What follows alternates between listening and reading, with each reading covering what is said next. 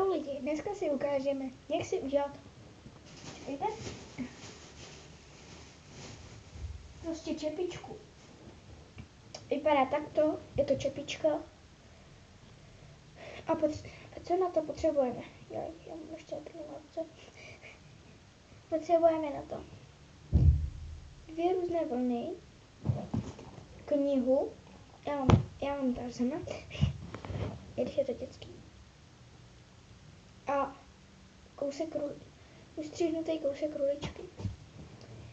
Takže vezmeme si knihu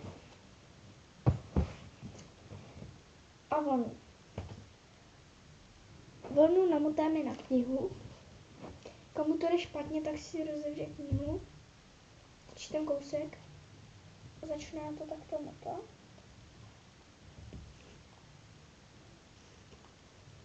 Ne, to udělám takhle. Viděla jsem anglický něco, nevím co obvykle. No to je jedno. Tak. Namotáme to asi 20krát. Tak. Nevím, jestli bude nějaký střih, ale určitě ne. Jo. Tak teďka mi to spadlo na zamotem. Já odpracuji.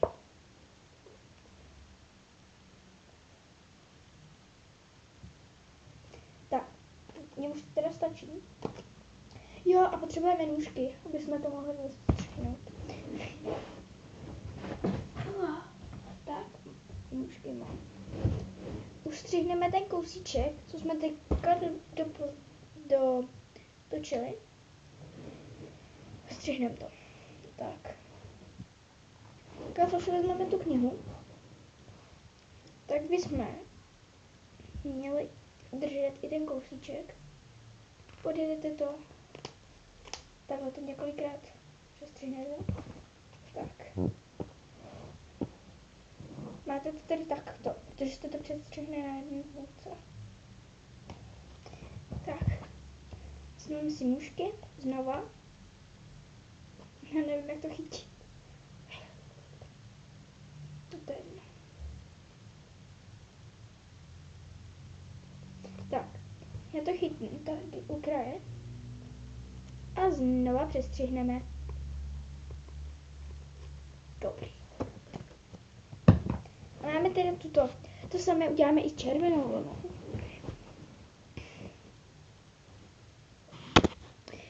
Potom. Takže vítám vás zpátky do střižky. Tak a přeložíte si to na půl. To, co jste nastřihli. Vezmete si toto. Tak toto protáhnete. A jak máte takhle toto, tak si vezmete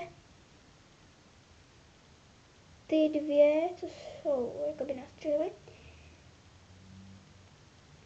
A protáhnete to tou škvírou. A tím se to vlastně chytne. Tak a máte to takhle. A takhle to uděláte okolo celého. Tak, potom co to uděláte.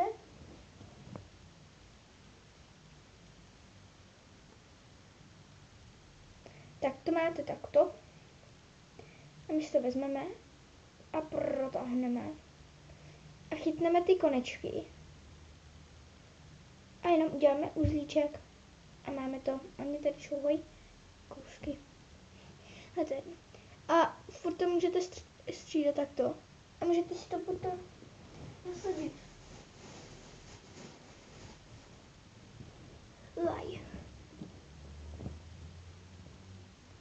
Takto na panenku.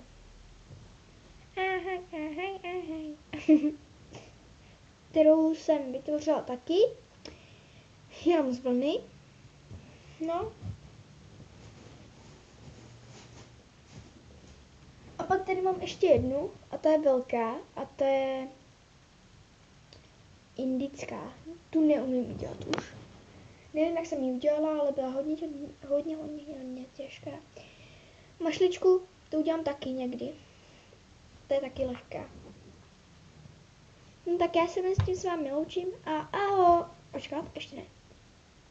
Jo, a ahoj.